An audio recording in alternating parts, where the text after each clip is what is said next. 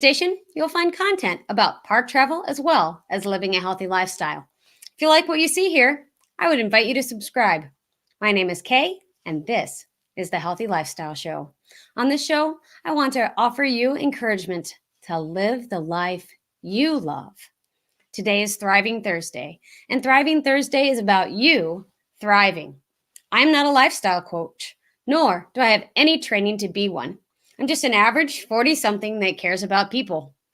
I know that people need a great team to help them thrive. Doing it alone is called surviving, and I want you to thrive. This Thriving Thursday show is about debt management. Now, Matt is not an expert in finances. He's just a guy that loves math and spreadsheets and really hates debt. So today, I'm getting to talk to him about what worked on managing our debt. This worked for us, and it is not a catch-all. But I would love to have you welcome my husband and the other half of Happy Trails Hiking to the show. Welcome, Matt. It's good to see you. Thanks for being here. Hey, thanks for having me on the show. I've never been on this one before. I know, it's so fun. Okay, so for those of you who are used to watching us in this studio, that is Matt's studio over there.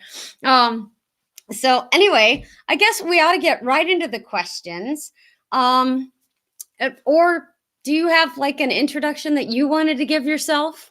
I try. Oh, sure. So, like Kay said, I'm not a financial expert. I'm a software engineer, but I have made some mistakes with money, and I have achieved a certain level of sanity with money. So I thought I'd share a few things with you. Okay, well, yeah, yeah, computer dude. It's all right. Okay, so you called it financial sanity. Can you give us some background about this financial sanity that you found, and why we got started with this plan? Okay, so let's rewind about 15 years, give or take. You know, I was in school working on a degree, and Kay was a teacher. And so, if you have ever been in either one of those roles or know someone who has, then you can probably imagine that our income was not excessive, shall we say. But we were okay. We had figured out how to make that work. So then I got done with my degree and got a job, and all of a sudden I was making more than $500 a month. And I was just like, oh, I have money, And the next thing you knew, we had two cars plus of excessive student loans and a noteworthy house payment. And I was playing a lot of golf and, drinking a lot of beer. And well, some things don't change, but, we had, we, we had a fair amount of expenditures, and we started spending far greater than the earning power had increased. And so we got kind of ourselves in a little pickle where we felt poorer than we had previously. So you're saying that we both had jobs finally, and we felt poorer. I Right. kind of remember these days. The grocery list was different, and yeah, we did feel poorer. I agree. Um, so what was next? I mean, how did we get from there to here? What were the steps that we took? So the turning point was a conversation that I had with my dad about that. And my dad is also, he's an academic, but he was telling me about this program he had found called Financial Peace, and it's done by a gentleman named Dave Ramsey. So I'm not going to attempt to share all his tricks of the trade with you because that's his thing. But I picked up his book and I read it, and I was like, okay, this really resonates with me. And was reading that book that was the turning point for us. And the key thing in there was how to pay off the debt, because that's what was really crushing us, was the debt that we had accumulated. Um, so I've got some stuff kind of from that text that I'm going to share with you, and some other things that I picked up along the way as well. Okay, so if I remember correctly, I had a boatload of student loans, or what I felt like were a boatload of student loans. You had a couple, and we had a car loan and a truck loan, at least two car payments, and then the house, Right, right? right. So yeah, that it felt like a lot of bills to pay. It was just like bill after bill after bill after bill, and I'm the one who types those into the computer to pay the bills every month. So that kind of I remember feeling that way. And then when Matt said you have to read this book, I was like, what? I don't want to read a book. Number one, I'm not a big reader, and number two, it was about money and math. He was like, no, you got to read the book. So, and Easy math, folks. Don't be alarmed. Don't tune away just because we're talking about math. It's okay. no, it really is. Okay. I don't math, if math were a verb. Um, so I'm not good at math, but I could read this book and I could relate. Dave Ramsey makes it very relatable, and that's what Matt and I are kind of hoping to do today, is to make this relatable to you and to real life situations, because we've seen it work. We're not completely out of debt, but we've gotten some sanity, as Matt said. So, Matt, what are the next things that you want to share with us? All right. So I've got a short list of tips. And so I'll just start with the first one. The first one here is pay yourself first. Now, you've probably heard people say this before, and I actually did not get this one from this text. I learned it prior to learning about the book. Um, But let's talk about what paying yourself first is not. Paying yourself first does not mean going to a fancy dinner. Paying yourself first does not mean buying a nice suit. Paying yourself first does not mean purchasing a new iPhone. What paying yourself is that right off the top, whenever your check comes in, the very first thing you do is you put money in the bank for you for later, for retirement, really, or something along those lines. So that's key. And the thing that there's a couple of sort of corollaries that go with that. The first is if you can do that in the most tax efficient way possible, for example, a Roth IRA, which is done before taxes, or I mean, you pay taxes on it now, and then when you pull it out, it's tax free. That's a really good way to do that. Uh, the second part to that is that this needs to be done automatically. So right now, when I get paid, a certain amount of my check goes into a particular bank account, and the Roth RA is extracted automatically by the organization that's managing my Roth IRA, and that happens automatically. I don't have to do anything. So, Like, Matt, go ahead. I'm sorry. So would you does it have to be an IRA? Could it just be a savings account? Or is this something, is pay yourself first? Does it have to be I'm saving for retirement, or like in a retirement account? It doesn't strictly have to be a retirement account, and a financial advisor would be able to tell you what the best way to do this is for your particular situation. But whether it's in a savings account or a retirement account or whatever, the key is that you are putting that money away for you for the future, and you're not going to touch it. Got it. Because the distinction between that versus going out and buying a suit or buying a phone or whatever, when you do that, when you make that purchase, you're paying someone else.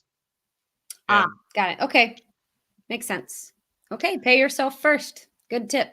yeah, and do it automatically and do it in a tax reasonable way. Oh, the other thing to add to that is if you happen to be in a job that has any kind of a employer match, if Mm. your employer is going to match 1% or 3% of whatever you contribute, make sure you get all of that because that's free money.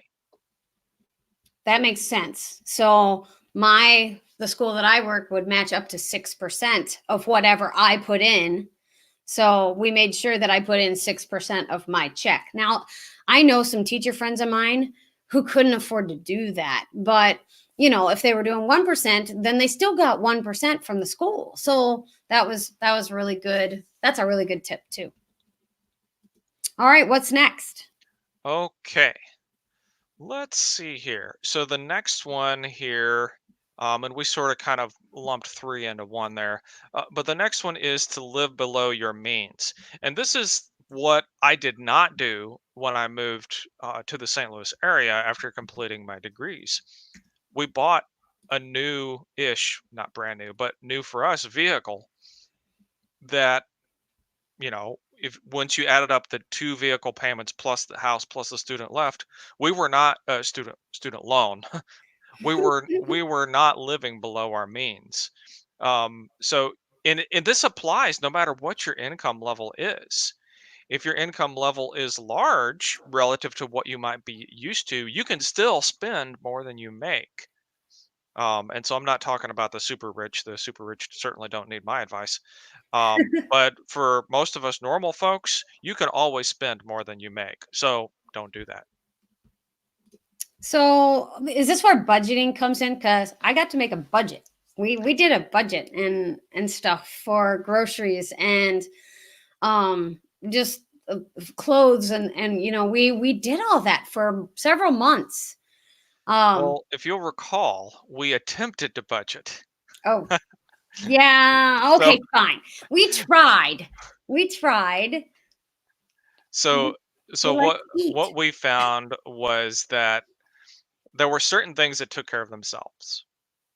Like Yes. the car bill's the same every time. You don't have Food. to budget that.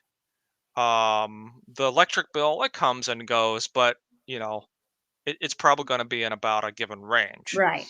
So what we had to do was identify what our Achilles heel was. Food. And at that point in time, it definitely was food. We went out to eat an awful lot. Oh, it's still food. We just buy lots of groceries. Yeah, so it's definitely still food, but we've got a little bit more of a handle on it. True. But that decade plus ago when we first moved to the area, we Oh, were just wait. going crazy with food, and I mean, plus besides the fact that we're blowing the budget, we were also gaining weight, so it's kind Uh-huh. of a double whammy. When you go out a lot, you tend to gain weight a lot. True. um, and so instead of trying to budget everything down to having 15 different categories for this and all of those entertaining things, like imagine the accountants in the audience are probably like, yeah, budget, budget, budget. It didn't work for us. What we did was we budgeted the thing that was causing the problem, and so said, okay, True. Oh, we're gonna, that's yeah, a good thought on that. I hadn't necessarily thought about it. Yeah, we budgeted the thing and we said, okay. And the way we did that, do you remember, Matt? Was that we said we're gonna spend this much on thing and we made envelopes right. with And cash in them. we did do that for a period of years. It was very annoying, but It it was worked. awful because I would run out of money.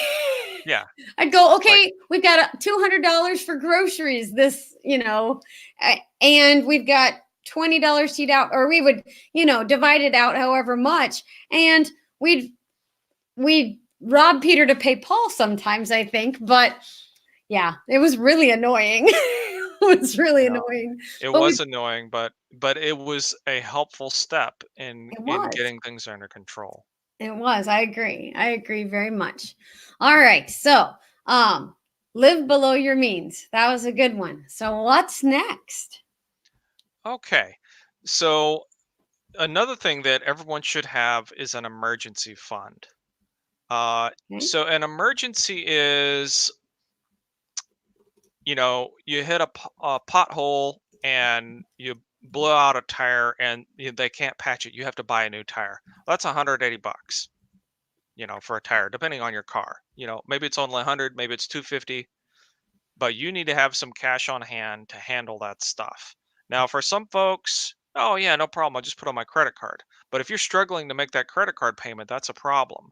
So I would suggest, and this does come from the text, is having $1,000 as an emergency fund, and that's just for those things that you otherwise would not have to spend your money on a regular basis. Now, when we talked to Nicole, or when I talked to Nicole a couple weeks ago, she suggested having 3 months of living expenses as an emergency fund. You're nodding. Yeah. So she said 3 months of living expenses. Now you said $1,000. I guess there's a hard and fast rule, but So that's a level of detail that I wasn't thinking about. Um, but I agree with that too. So let's assume that you're literally living paycheck to paycheck and you've got nothing in the bank. Um, and I've been there. And if you're in that situation, I get it, Yeah, but you can change it. So the first thing that you want to do is to get that $1,000 emergency fund. Now that's not 3 months of living expenses. Even, for most of us, we still need more than that. Um, true. but the first step would be to get that $1,000 of an emergency fund. The 3 months worth of living expenses comes later, at least according to the Dave Ramsey plan. Now again, your situation may be different, so you've got to do what's right for you. Gotcha. And when Matt says that we get, I mean, I've said it before, I'll say it again. I got married with $47 to my name. $47. And we put it together, and I think Matt and I had like $200. Not really. It wasn't quite that bad, but we get it, and we know where you are. Well, I can't say that we know where you are and we understand, but we've lived paycheck to paycheck before. So we do get that. We do understand that. So having an emergency fund. So review your 3 tips. Tip number 1 was Oh, going back to the list. Okay. Mhm. Pay yourself first. Um, with the things that went that, like doing it automatically, getting your employer match, doing a Roth IRA if you can get that. The second one is live below your means, and the third one is the emergency fund. Okay, cool. What is okay? Those are 3 fantastic tips in my mind. And if you can get those 3 things going, along with all the little things that went with the first one, that's fairly amazing. If you can get that going, get your $1,000 and all that stuff. Is there another tip? So we were going to talk about debt management. So the real trick to this is to get out of, or at least greatly reduce your debt to the greatest extent that you can.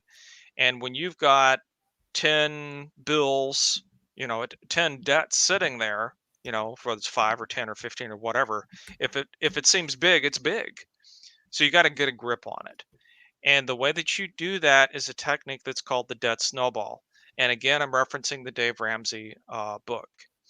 Now, he didn't invent the technique, it came from somewhere else, and I don't remember exactly where it came from.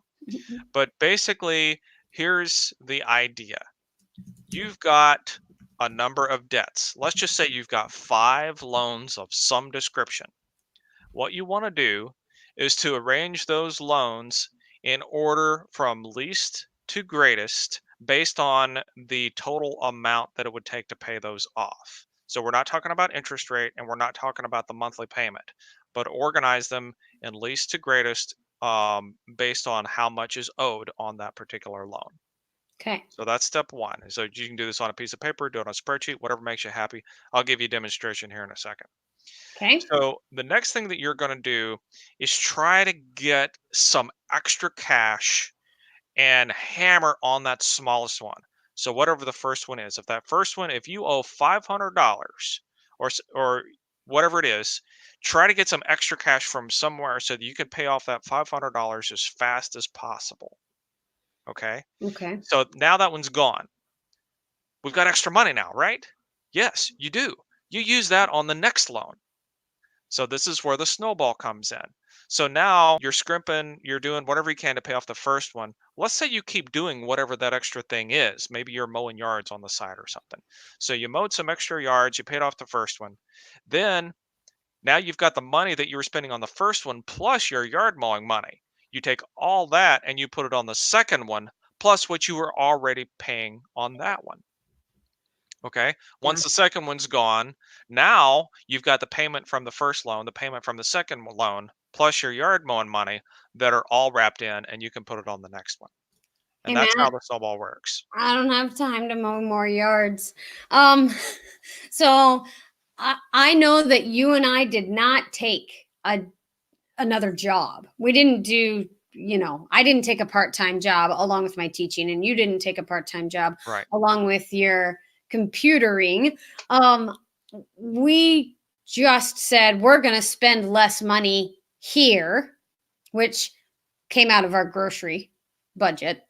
And we said, okay, we're going to put $100 extra on I think it was one of my student loans or your student loans. We're going to put it on that. And then we just kept doing that. Mhm. Um, and The other thing that I wanted, well, I wanted you to be able to show the spreadsheet, but one of the things that I wanted to say was just because you have a debt snowball, most of the time it needs to work. Most of the time that snowball needs to work, but sometimes it just can't. Like, yeah, you got your $1,000 emergency fund. We want to keep that for emergencies, but it's Christmas.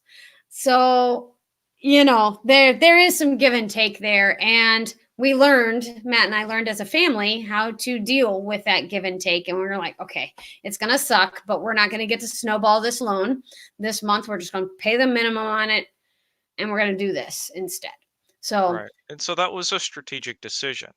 sure. And we were in a position where we felt like that was okay for us, but that slowed it down. It did slow it down. It did slow it down. And there were a couple times that it slowed things down and we were like, oh, now what are Yeah. we going to do to make up for Yeah. that? So, yeah, So, but the point is, though, just throw everything you can at that first loan. Whatever the first loan is, or whatever the one you're working on now is, just always put whatever you can on it. on it. Yeah. The neat thing that Matt did for us was um, on a loan. I don't remember if it was all of them or not, but on at least one loan, he did I guess, amortization report kind of thing. Yeah, I don't have that for today. We can do that. Oh, We can do okay. that later. But I do have a simpler sheet to demonstrate the debt Oh, well, let's snowball. do that. Can you share So that yeah, sheet we'll with us share that then? out, and I have to pick the right thing, and this is Applications. most likely it. That's All it. right. All right. So There it is. hopefully everyone can see the spreadsheet now. Yep, there we go. And you can point to your spreadsheet and that'll show us. Okay. So All there's right. that. Okay. So let's just get familiar with the sheet first before I start doing anything.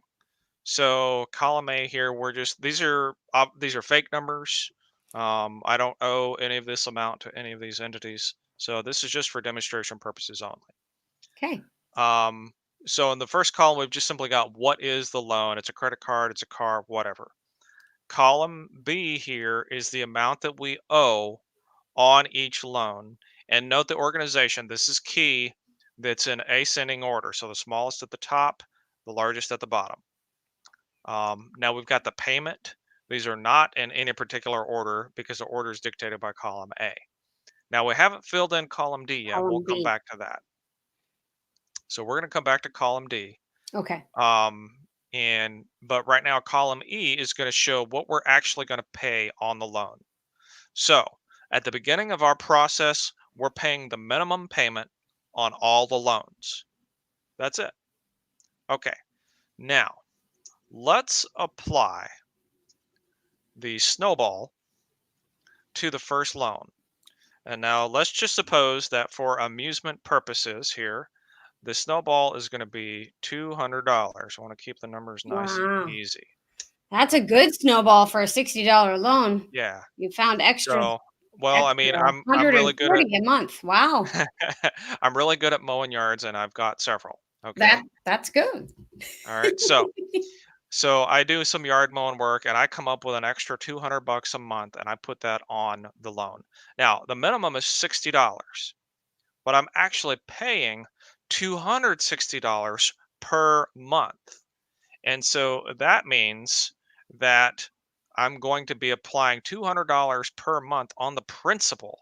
Because remember, on a loan, most of the times the way they're structured, particularly early in the life cycle of the loan, most of that money is going into interest. Mhm. So now, I'm not a financial expert, but the way my loans have always worked is if I paid above and beyond what that payment was, it went on the principal. So if you have an option to do that, that's the way you want to do this. Most of the time that works. And when you're taking out car loans and things, you can always ask, is there a penalty for paying it off early?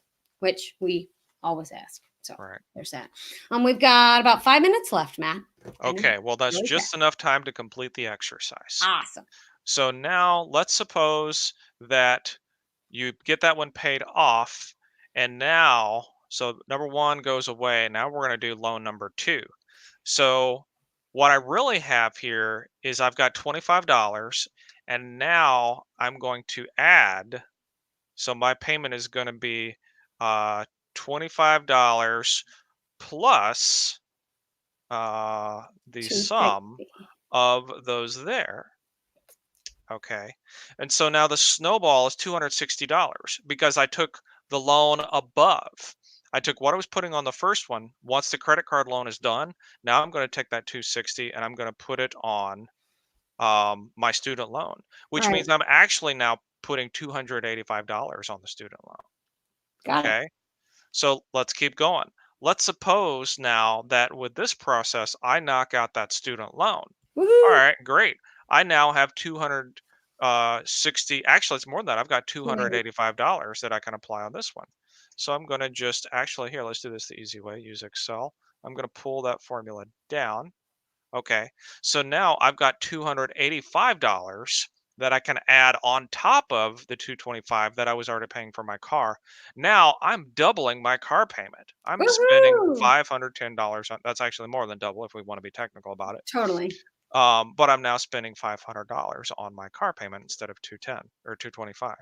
So all Mhm. right, let's pull that down again. So now this is my second car, which was a more expensive car. Or it's probably a truck, you know. So I've got $700 that I owe on the truck, and I'm adding $500 to it. Now I'm spending $1,200 a month to pay off that truck, and so it's going to go a lot faster now too. Matt, you're probably blowing some folks' minds right now because they're like, how the heck am I going to have 510 extra dollars? And, and when I was in this situation, working on spreadsheets with you like this, that was my thought was we don't have that extra money without digging into savings or something else every month. Right. But the thing is, the only extra money here is my yard mowing money. It's That's it. and Everything else is money yeah, you're already spending. yes. And once you get this second car paid off, pretending that you had not spent any more on the credit cards, paying off your credit cards month to month, you know, don't still living below your means, you still have to apply all those first things, right? Then this works. This Yeah. works. And it gets sticky like when the car that you just paid off has 225,000 miles on it, you know, that Yes. that that that throws a wrench in it. But that's part of it. So then you just have to be okay. How's the best way to handle this? Well, it can you're make sure you actually do have to trade it off. If you're really dead set on getting this debt paid off. Right. If you Well, have and a car that's running fine, then keep it. we did have a time when we had two car payments after we had snowballed things Hmm. a little bit. And we were like, all right, we're just going to divide our snowball in half and pay them each down. Not recommending that for everybody, but that we did do that for some months, and Yeah, it that doesn't really help, but we did do it. it made us feel better. Anyway, I hope that this exercise with Matt today has maybe given you some ideas on how you can manage your own debt and maybe get yourself to some financial sanity. Matt, do you have anything else to add to our viewers? I just want to say thanks for having me on. I hope this has been helpful. Uh, if you feel like you're in a jam, do something to fix it. There's no get rich quick schemes. It's really more about hard work and trying to work smarter. Awesome. Awesome. Well, thanks for being with me today, Matt. It was fun to have you on the show. And if you'll hang out, I'm going to close out the show. All right. Guys, I hope that you will do three things for me today. One, if you enjoyed this show, please give it a thumbs up and share it with someone else that you think might could use this information. Two, make sure that you go out and live the life you love today. And three, remember, you are not replaceable. I'll see you tomorrow for Foodie Friday.